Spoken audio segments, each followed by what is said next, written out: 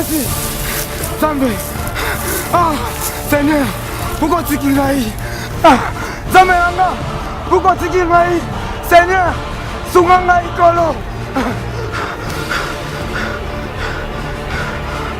Bonjour chers téléspectateurs de Numérica Télévision et puis particulièrement aux amoureux de la culture. Bien sûr, c'est vrai quand je dis aux amoureux de la culture, et vous allez bien comprendre, aujourd'hui, normalement, c'est votre pièce, donc votre groupe théâtral Aigle d'Afrique qui est diffusé chaque mardi sur Numérica Télévision.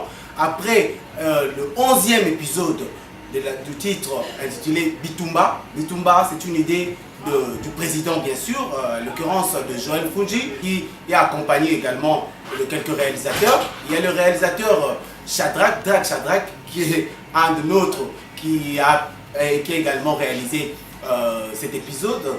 Et aussi, je citerai le nom de Sadefi Real Pro. Sadefi Real Pro, ce sont les deux réalisateurs de cet épisode, de cette pièce, allais-je dire, Bitumba. Donc, comme je le dis, il y a également quelques acteurs en dehors de Joël Fungi, qui est l'acteur principal. Nous allons avoir également des interventions d'acteurs, aussi de quelques personnes qui ont figuré également. Ils n'ont pas eu un rôle quelconque à jouer dans le film, bien sûr, mais ce sont des acteurs du groupe Aigle d'Afrique.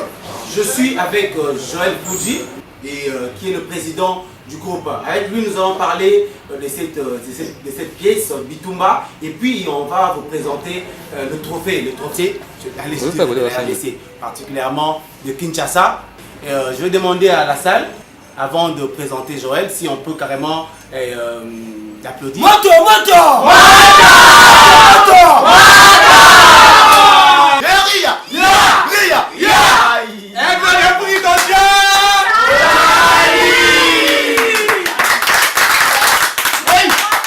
Bonjour Joël. Bonjour Blaise Kinsala, les mannequins de la presse. Nazareth Nessé, on a appelé. Joël, c'est vrai que tout Rolanda Bisso tout à l'heure, Rolanda Bisso déjà, et Yebi Joël, mais vous allez appeler moi bien, moi historique, qui est Joël, pour avant de mettre des solos, il y a pièce où tout le belalelo, et tout ça l'évaluation, il y a Bitumba OEPC, et trophée, personnellement, et la rédaction de la Bisso Numérica avec Madame Babwa, elle a mis à voix terriblement, c'était vraiment impeccable. Même Madame Kiki, quand elle est revenue, elle était vraiment stupéfaite de voir que la troupe Mongol et la Numérica, les a cernés, considérés en haut parmi ma meilleure troupe, il y a Kinshasa. Et Joël, moi brièvement, une petite présentation de Joël Fungi. Joël Fungi, je dirais, je suis le président du groupe Aigle d'Afrique. Je suis super, marié, artiste et cinéaste. Maramouya art oyo, ils ont makila, donc parce que toujours opportunité à aller dans l'école oyo, parce qu'il y a l'habitude de théâtre scolaire mingi. Bien sûr qu'il y a une opportunité à aller dans l'inatema. Par rapport à dans Onzamba Tchakati Nangaï, quand j'étais encore tout petit, dans le théâtre scolaire, et par après, vision dans les alagina qui n'a pas Simba, et pas président Faustin Lomé, mais Nzambé dans la mystique à Maramuna, et à Talila qui non, moi il m'a quelque part réalisé. Donc il s'engage vraiment, Nabima Nanding en amoureux. Donc pour tous nos téléspectateurs, fans, Batunion Sobaïbaté, Joël Fungi Abima de nulle part. Donc Nabima Nanding en amoureux. J'ai créé mon propre groupe, le groupe qui se nomme Aigle d'Afrique. Aujourd'hui on a Numérica Télévision. Donc c'est un peu ça, ma petite historique sur ma personne. Joël Fungi, d'entrée de jeu, pièce au Bitumba. L'idée maîtresse et où tu pas nayo et vous expliquer biso, c'est vrai que tu reçois extrait, on insère tout ça et de quelques pièces en commençant par le premier épisode, c'est comme on a 11e épisode, mais Joël Fungi l'idée en fait et où tu wapi et puis rôle nayo nakati ya pièce en tant que président et Zalaki Nini nakati. Un artiste a toujours inspiré na où il a entouré. Namsa malamu batu misusu bazosala Mabitumba ezalaki idée moko réel. Je vécu na milieu moko boye oyo attaque démoniaque ezalaki makasi na famille moko une histoire vraie. Na sur so bat batala la pièce ba mona rato kuma vraiment histoire vraie. Ezali histoire ya maman moko boye. Maman na ayaka na ndoko libala na mwana na imoro. Ngam na zali mwana na mobali. Maman na ayaki ko mobali nga papa na kufa. Maman na ayaki ko mobali susu oyo akome ko pression na kubuta. Pona ye bishayo na bengi yo en bref. So na ndaku yo botite. Soit yo libanda, soit mwana. So mwana zati na ndaku joli. Okanga bisaka na yo OK. La maman n'avait pas de choix, elle s'est posé beaucoup de questions et maman qui pose la décision à qu'il n'est pas diable dans qui n'a pas pour aluka mwana. Nakupesa yo mwana. Basi yero kona kuyedisa yo. Ya solo mwana oyo ngai nakupesa yo. Akozala mwana ya mwasi. Merci papa, merci. Ya solo mwana wana. Akozala na kwani moto na likuwa.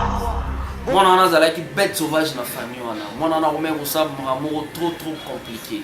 Donc, ndoki oyo azwaki mwana akotisaki na limwa mama akomaki ko utiliser mwana wana complètement. Ngai na pièce on a joué qui pasteur, j'étais un homme de Dieu. Chaque fois na bana romana ba attaque wana e bana ko sala nga bien té. Alors, étant homme de Dieu, na lobaki non, ngana ko tika makambo. Il faut vraiment na munisa bena démon na pona nini akoki ko attaquer kaka mwana miso. Yoka ngai malamu. Wewe nzete ya Moïse. Nazobenga moto. J'appelle le feu des courants. J'appelle le feu du ciel. Bitumba oyo sila. Pona la kisoko zata ya mokote. Pona la kisoko likolo. C'est nyaso mbisi mai. Mona sala ngo kombona. Moto. Akame moto likolo. Le feu de Bora.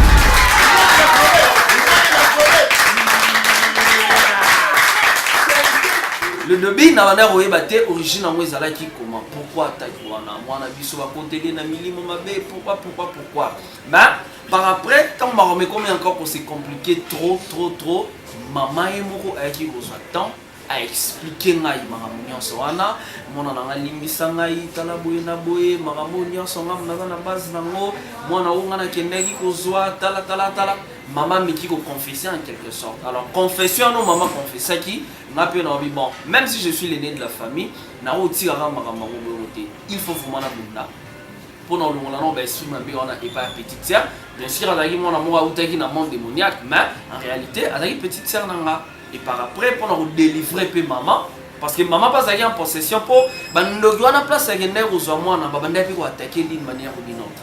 Bien on moni to pesa ya mon titre ya bitumba donc ils arrivent vraiment bitumba entre Dieu et puis entre Satan pour tout le retour là ça va tout nan vraiment nani aza makasi sur tous les plans. Donc idée générale, idée maîtresse vraiment il y a film de biso bitumba yango wana.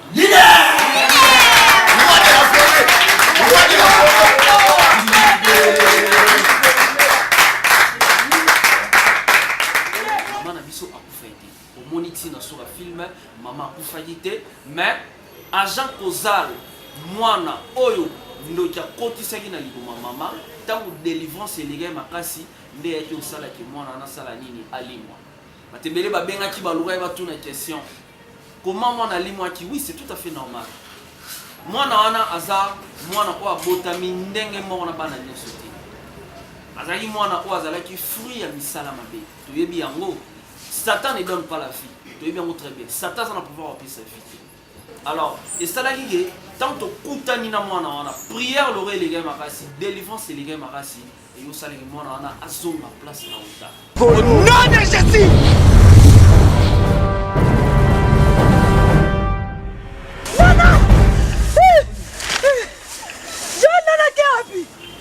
Bato bakanisa que Satan après ça va vie toi après ça va mwana c'est faux. Satan utilisera on a le bien na pièce un mauvais sort. Donc son est ngai naé et pas blesse ni sala na senga mwana diable a autant la gauche droite moi si mina zana zemi et na ba pouvoir o ya zana ngo a roki ko récupérer fœtus to embryon to mwana o zana kata libumu ya moi si x chena kata libumu moi si y wa ko senga mwana et pas naé donc na lingera na sala moi particularité moi on a fait comprendre ba il faut toujours avoir l'espoir de l'espoir et zelo mo isa très important. Donc c'était un peu ça. Aboya qui maman pour fan ne ba donna sur la salle non maman pensait ba fan ba no benga tout le monde avait dit tous et la rato mona maman ningi ni a. Mais je vais bien vous changer pour tout la sa particularité na biso au tous en on a aigle d'Afrique. Merci beaucoup Joël, même Namoro PCAP Espoir, merci beaucoup. Et si je comprends bien, le leçon à tirer na pièce sur espoir, quel que soit erreur, il y a ma parent, moi ou carrément erreur moi que ça là, et Dieu est capable de surmonter erreur wana, donc merci beaucoup. Mais Joël, c'est vrai que pièce wana, les idées, tout ça, ça vient de toi. Mais Joël, na Congo les autres ont un problème moko. Problème tout ça na Congo, to benga bingia, benga ngo bataba théâtre. Vous avez vraiment quelque part vous êtes considéré parce que batamo na raga, théâtre wana, au vanda bubando tala, l'idée en soi, elle est vraiment impeccable, mais oyo kuna mabanga tango banda, place kinsala le mannequin. Oh mais est-ce qu'on a besoin d'entendre? On connaît bien où on a tout tel. Est-ce que vous avez besoin de Bakumba Batouana? Vous avez besoin de Bakumba Batouana? Non. Mais Aigle d'Afrique, c'est vrai que c'est parmi les raisons où il s'agit de discerner le trophée, mais c'est dû à quoi? Parce que vous êtes bien préparés, vos poches, vous êtes bien équipés, vous n'avez pas besoin, il y a Willy Moucheni, peut-être vous n'avez pas besoin de ça. En tout cas, Blaise Kinsala, les mannequins de la presse, question en Ingala. C'est vraiment une belle question. Question pour nous, vraiment une émission ébélée. Nous avons toujours une devise, on ne mélange pas les professionnels et les amateurs. Parce que dans le bibongo, ce n'est pas une injure. Sincèrement, tu perdre ma valeur. Dans la République démocratique du Congo, parce que tu es battu tout ça. D'abord, pour emporter ma correction, moi je ne fais pas le théâtre. Voire même la groupe, on ne fait pas le théâtre. Tout ce qui se passe à la télévision, ce n'est pas du théâtre. Le théâtre, c'est une représentation d'un fait, d'un événement, d'une histoire devant le public. Et c'est là, ça se passe toujours dans une salle. Ce que font les Nigériens. Au bien dans le théâtre. Pourquoi les journalistes et les films, les théâtre? Moi je n'aime pas ça.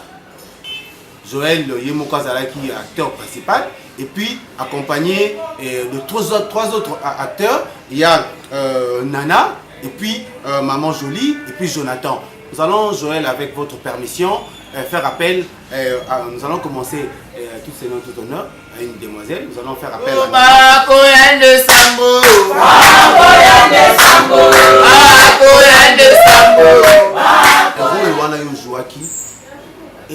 on va proposer à qui au jouer rôle wana mon aki ndenge nini pour avant ba expliquer que rôle là yo jouer ça o ba te etenga été président ba pesa mutu mususu ba ngité ebe te rôle na ngai mais ba pesa na banga pesa rôle et c'est quand jouer kaka était yo nini par rapport ya rôle wana oyo jouer oyo incarner ya mwana wana problématique oyo asali ke bitumba ezala bitumba eza juste ka rôle ba pesa nga singa kana jouer pour na incarner rôle na nga na sepelisa ba fan na nga nyonso eza kingati zaki bakenda kinde kozwanga na ndako nganga to ba nyonso ebande koleka na famille na nga wana ezaki nga ezaki pe ngati ezaki pe mama na nga kuso na be ezaki nga eza sens na mi yani nakopa ndeni na mi yaki nga moko te bazwaki nga na ndako nganga eno moni nyonso ebande koleka na obanga ya na ngate mona respecter moko ba makambe na sel makambe bele mabezaki ngate zaki bazwaki ngepanga yo nesengaki eleka ka bomo et kopesa nani dédicace non na pesi mbote na David Elisha babi après ngana ya kuna babi David Elisha peso banti bambote be babi nzemo no ebi ma babi eza dega eza ko ina na peso bambote yo pende na babolo na bambote bele na pesi bana no so aide d'Afrique bambote na bo sente babi président Joël Funch fona pesi mbote.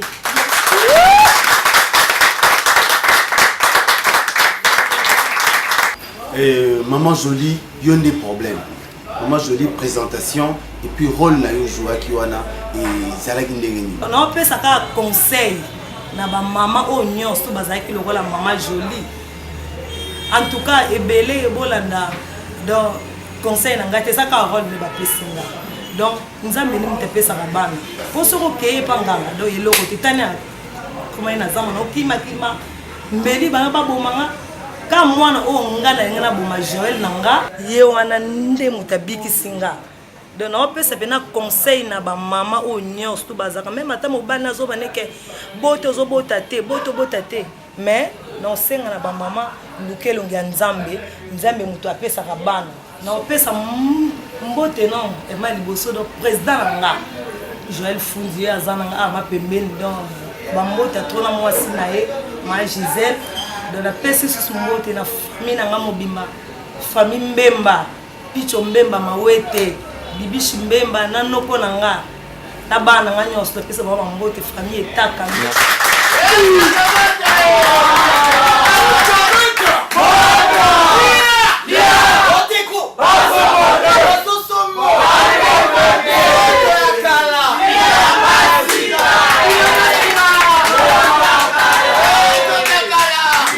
Merci beaucoup. Siko tozana yende ndoki. Pour na pepe beni na oza kobanga. Bon, c'est vrai que ça dans théâtre, ça Joël la ligne en théâtre, c'est vrai que ça cinéma, mais tout ça papa Mabakou et bonjour et puis rapidement rôle na yo jouaki na kati ya Bitumba. Beaucoup rapidement on peut ça moi explication. Ozaki ya ndenge nini et puis conseil ni européen ça na bato oyo bazana makama misala mabe wana dans bango ya vandi na ye bato ba ya repa na ye po ye apesa ka bato espoir moko or que de l'autre côté pas de Satan et l'ora malongé à la radio. Ah, merci beaucoup papa journaliste. Moto vraiment avant de le remercier mon konzi vraiment bien nommé micro notre père. Moto l'équipe bango nyonso micro na ki ça leader azate ba leader to king bazaka mi balé. Pourtant je allais du fond chikito avant ni permettre na ngai na elilingi na ye. Donc, donc merci beaucoup. Moi, mon nom c'est l'artiste Mabakou. Autrement dit, ça me vient d'atteindre les avantages. Je vais la richesse. Je vais la donc, je vais trop parler, peut tuer quoi. Rôle et les gars qui toquent, puis c'est les gars qui viennent vraiment. Rôle, on a la facilité. C'est ça qui un peu passivement, vous rôle, moi, ma casse, surtout, il y a un carnet rôle à nous qui peut. Ma image à nous qui écran, bah, dans mon boulot, c'est nous qui a cassé. Ok, on y va. Les artistes rôle, tout le temps, on va parler, les artistes rôle. Zaki m'a pas sur le rôle, mais présent le roi qui habite moi na wana et puis aza moi na mo abi fidélité la terre banana linza katina mutu moto c'est ngana na rôle yo mais ma conseil mo kino pesa ba tout bana ba parler ba tana ngasiko yo balobi na vie vraiment faut vous rendre besoin patient patience peut foutre dans la vie pour moi maman je ne sais que du voilà vous avez la patience donc assez précipité rapide et pas satana pour nini ba pousser chopa mobile il faut se rendre à moi donc de voilà ça va dire patience ya nzambe abi sera kuta botaki na âge nini mais ya kala ki wana ti na ipanga ngazi mwana puis ngani nganga muta wasa na pesi na ngai mwana mais lokola bi ya nzambe umela raté donc ya nzambe so ba pesi na satan so pesi na gauche azoboto la mona na droite donc c'est ça quoi ya mona singa iko letamola ki bongo ti mambe comme belé ti ba comme na bazamba comme na bomaye na singa yo mwana mobali donc le gars mama rambibe il gaki na kati mais le roi nzamba zaka fort donc nzamba za makasi na nyonso wana mututi na makolo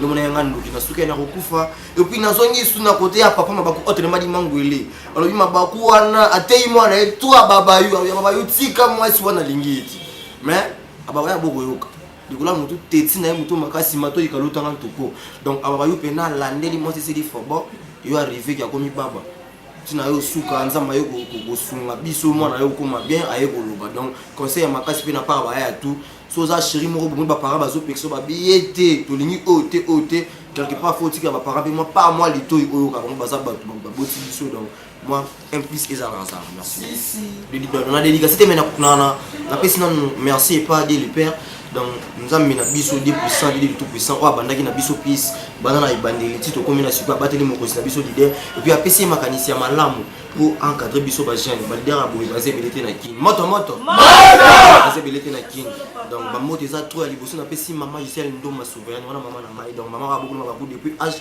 ya mokie tina okini na ya tina zaka wana na moni peti na wana bengi mwana wana pela leki na ngai abi préfina apa wana bi asuka na pardon ye na obageti na koyemba kaka Pour que vous simba, tu dois avoir ma gaga. Nabotama ponalonga Nabotama ponalonga Berger Lisa, vous êtes dansé, tout est base tout, bana mbanzalema, bana yolo, bana ngaba, donc vous êtes belé.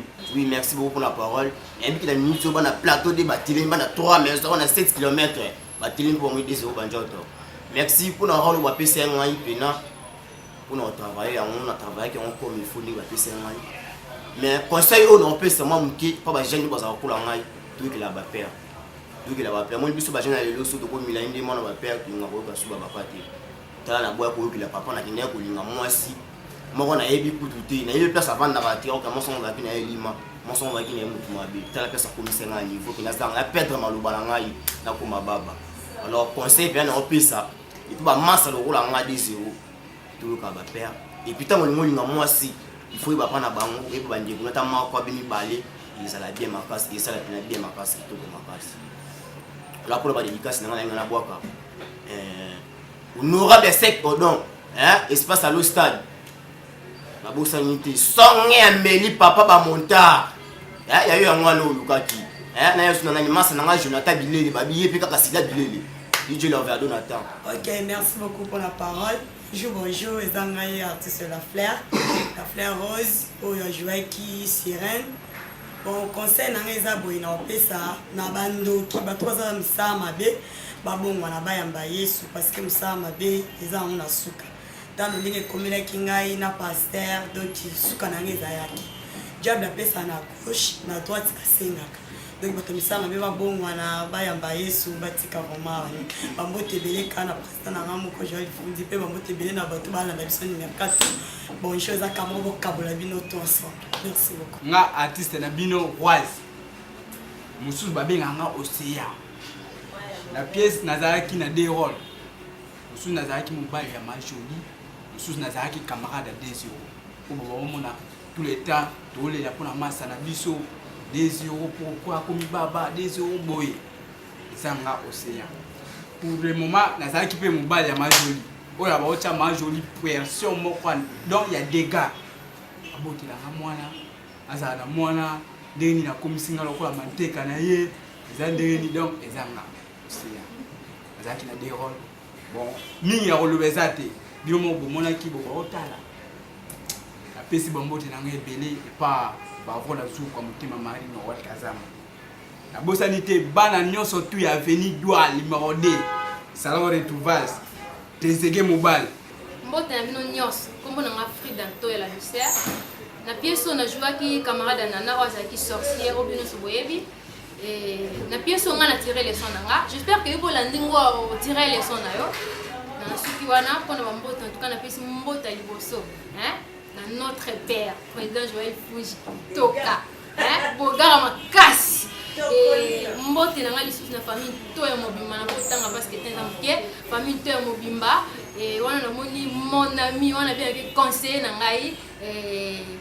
Del Piero qui tenait en tout cas il y a eu un voilà bon aussi que ça na succès na yé moko camarade mutema Aristote boboye en voilà en tout cas ba visu à trop merci Rappelons la Chris Boko la les maestros ya Coupe de l'Afrique la pièce nazalaki coiffeur na ça la salon de coiffure ba dédicace na mingi na opesa na ba fan na moto bala na ngai la pièce dédicace na moto na ligue pour toi bola na de Big Grace la pièce sur ba dédicace na mbele na Enoch Mchoso HVM je suis Kaka Jeniman Nzengu Jedida Ngungu pasteur na ngai a concert na tout moment pasteur Pierre Kaninde l'église Fellowship ba tu ya salon de coiffure ba mbote na bino ya ngo.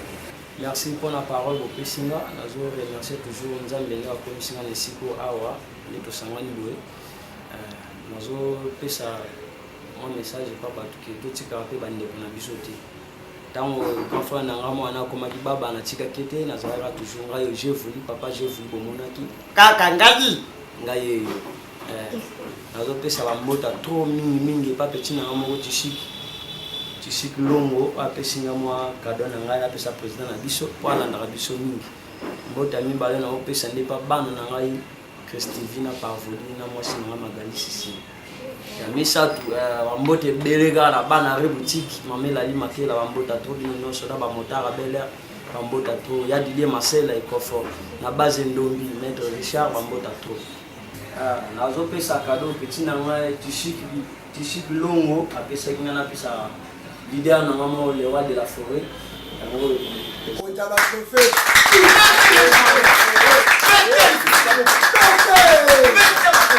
En tout cas, merci à l'artiste Tishik Longo, Mukuma. Na mon effigie au Sali à Aigle d'Afrique, na numérique à télévision. Cadeau na Ekomi Tishik. Félicitations Bélé. Zamba sont un jour tout le monde. Merci. Ami José, artiste Nabino, na bande kotambola na muté. Bon mingi o lobezate na peska ba mbote na mama na Marie, motema papa Kojak, Loreti, motema Leonina mwana nga Adria. Nga mère kanga mnazaki camarade ya na peso chole ka oya lutumba nga zai camarade ma joli. Nga ne mnazaki pembe net za kusula mimi. Na ona osenga na baninga o so mo muninga za pembe na za problème bolinga kutika bango. Ona na minga o lobati na peska ba mbote. La famille n'a papa Benjamin Bungai na maman n'a olinga makasi amusa umari na pesipe na groupe nyos na staff nyos bana mbeya na staff Sadiko ape bango na sungo. Bonjour, na pesi milo bambote belé, je m'appelle Olive Mouké. À mikolo bazo benga acoustique. Donc naza artiste na bino obolinga mingi. Na ebiki na peso nazaki te me peso koya na kosepesa bino makasi na pesi bambuti na ngai epai ya président nga Joël Fongi oyo alinganga makasi na yebi alinganga makasi naza mwana na ye na pesi bambote aza pembeni nga azokanga na pesi bacollègue na nga nyonso ya karaka mbote na pesi famille na nga nyonso mbote bébé na nga mbote bisika bazali. Merci beaucoup. Merci vraiment ma fan tout bala na nga na micho ngayo na Aigle na benga ngosu groupe tuwani de compagnie Aigle d'Afrique. Na zelete na pièce mais pièce ezoya bo préparer era ngoyo bo préparer pièce ezoya za mabe batu bazo kota pour ba bezo to la mtsko Congo TV comme lundi chaque mardi. En tout cas ba salutation na ngaba mingi pa ya yemei nzambi ya likolo na se ini mutawa ki la biso pesa biso ba pe mofele ya mi balela mon président na benga Nikolo père spirituel la main puissant Joël Fongi umela nzamba ba trophée oya boya ngosa mokili na beto de famille na ngamoko famille Mikanda na pesa mbote vena ngamoko ya kati temple limani marajon na Ritindele le gars cameraman o asimbi biso na pesa salutation place aux alliés numérique mobimba 1 babi mabezo ya na pièce obo préparer en conséquence na la pièce te mais pièce ya boko sentir et ko beba lo mwana nzela o la merveille et ngazanga lipasa na pesi famille na sanzuki muti mwana nga bebe grâce à nzuki na pesi ya na mona poto Christopher lek no Yolanda ba ma ononi aso na pe ba mbote bisidi na pesi so mbote. Merci beaucoup. Donc là, comprenez, tout ça, l'artiste et dramaturge. Donc, bango, ça la surprise et belé. Donc, même maman, qui est à la maison d'aller à Boukani Mabé. Donc, nous avons clôturé. Et quand on est au but, tout ça, l'évaluation. Il y a pièce au Bitumba. Donc, tout ça, l'évaluation. Pièce qu'il y a après. Donc, sûrement après, on a peut-être dans la même place. Tout ça, l'évaluation. Nous avons clôturé avec le président Joël Fongi. On a représenté Bissopé. Et bino ba téléspectateurs na le trophée oyo par rapport il y a meilleure troupe il y a RDC donc il y a Kinshasa particulièrement et tout ça Joël a représenté. Madame Kiki Kibambi, la DG de notre chaîne numérique à télévision, c'est avec un cœur rempli de joie que je tiens à vous présenter ces trophées. Vous étiez absente ici dans notre pays. Nous avons eu l'opportunité d'avoir ces trophées, c'était le 13 de ce mois. Et je tiens à vous le présenter solennellement, publiquement, parce que c'était à vous que j'avais dédié ces trophées. Donc c'est les trophées Congo Kin Malibu, 3e édition. Par rapport à ma conseil au plus Sarangaï maman, par rapport à ma remaro à Portarangaï, les lots conseil nayo ils portent fruit. Aigle d'Afrique, meilleur groupe de la République démocratique du Congo pour l'année 2017. Conseil na osenga bandeko na ngai misusu ba leader ya ba groupe tout ça musa na sérieux. Nous sommes des cinéastes tout le la culture ya mboka na biso République démocratique du Congo et tout ira bien. Je tiens aussi à remercier toutes les personnes qui nous ont soutenus Je commence d'abord par mon sponsor officiel. C'est lui mon Dieu, mon créateur. Il s'appelle Jéhovah. Et après lui, je tiens aussi à remercier mon épouse, ma femme légitime. Elle, c'est Gisèle Ndomba, la souveraine. Merci beaucoup mon bébé. Et aussi mon fils, mon premier né, il s'appelle Prefina Kitoka. Merci beaucoup. Famille Nanga Mobimba, famille Kitoka, Numérica Télévision. Migolo Davis Yamwana, dont nous sommes Numérica. Merci beaucoup à notre boss, à notre papa, les 001. Il s'appelle Kiba Michintoa. Pourquoi a cette opportunité? Les lotos a diffusé dans Numérica Télévision. Merci à toute l'équipe de Numérica Télévision. Là, je vois notre directeur de programme, Papa Adrien. Je tiens aussi à remercier Maman Oyangamora Motema, Maman bienvenue Babwa, Maman, moi on a toujours fier d'Angaï. Là aussi, je vois mon grand frère propre, bien donné Mbaka l'empereur. Merci vieux, dans votre soutien, dans votre conseil. Aussi pour la boutique à Petit Naoté. Philemon Zaou, Petit Naoye, toujours dans la région Numérica Télévision. Là aussi, je vois Manzara Malian, vient d'Angaï. Freddy Mokile, Manzara Malian, Sami, Binotou. Donc, merci beaucoup à toute l'équipe. Il y a Numérica Télévision. Merci aussi à ma famille biologique, famille Kitoka, sans oublier Petit à ma propre, Michel Kitoka Super Mario, le plus grand chanteur. Il y a Chef 9 et pas Robin Mondebo. Dans l'album Zoya, vous sentir Maya ou Melabino. Parce que Robin a fait confiance. Petit à Royemba, Petit à Nava vocal, Michel Kitoka Super Mario, bonne chance, carrière Malamo. Je tiens aussi à remercier le journaliste, le mannequin de la presse, il s'appelle Blaise Insala. Nathan Oyasepeli a passé Nagro Mobima Aigle d'Afrique. Un grand merci à mon ami personnel, les conseillers, je l'ai toujours appelé. Nous sommes nés pour vaincre. Donc nous sommes nés pour vaincre. Il s'appelle David Elisha, Motonan Jambé. Donc merci et belle place aux alliés. Merci aussi à la femme la plus belle. Il y a Clinique Marivette. Là je vois Céline et Lubuya. Félicitations et belle au soutien qui bana. Biso Aigle d'Afrique Tozana. Donc merci na ba fan na biso nyonso après Bitumba to me mabango sigo na Congo. Donc Blaise Gisala Congo déjà cinéma ya Congo. To ana Hollywood, to ana Nollywood, son na pièce où ezoya le péché de ma mère. To pe sa bango devoir à domicile. Menteur ou amona yaza menteur. Blaise Gisala déjà mona mami wa na TV. On est mort. Ka biso mo bato salem. Banda cinéma Congo za. Les photos et vidéos. Mami Wata. Donc, devoir à domicile, n'a pas si bango yangwana. Message à ceux qui ont espoir. N'a pas tenu sur ma perdra espoir. Tous en espoir. Dieu est là. Il est le tout puissant. Bon, mon malgré force, il y a diable. À côté de l'eau, il pas monter, il faut agir. Nzamba la ici diable, il osa et l'eau, monter. Tobima qui balongi. Big remerciement à tous nos fans. Sincèrement, je vous dis merci et puis au revoir. Merci beaucoup. Là, c'était l'évaluation de votre pièce Bitumba avec le groupe Aigle d'Afrique de Joël Fungi. Merci à Joël de porter son choix à ma personne parce que c'est vrai qu'on est vraiment nombreux à Numérica Télévision comme animateur, mais il a choisi que ce soit moi, ma personne, Blaise Kinsala. Merci beaucoup. Merci pour votre confiance, à toutes ces personnes qui apprécient l'art dramaturge et congolaise. Restez penchés sur Numérica Télévision. Merci à Kounis. Kounis, c'est dans le quartier GB. C'est là, c'est l'espace qui nous a accueillis. En tout cas, je leur dis un grand merci et pour leur sympathie. On se retrouvera peut-être, si Dieu le veut, et tout prochainement avec d'autres initiatives. Merci beaucoup à Maman Kibambi, Madame Kiki, notre DG, pour le conseil et aussi l'orientation. Merci beaucoup. À la prochaine.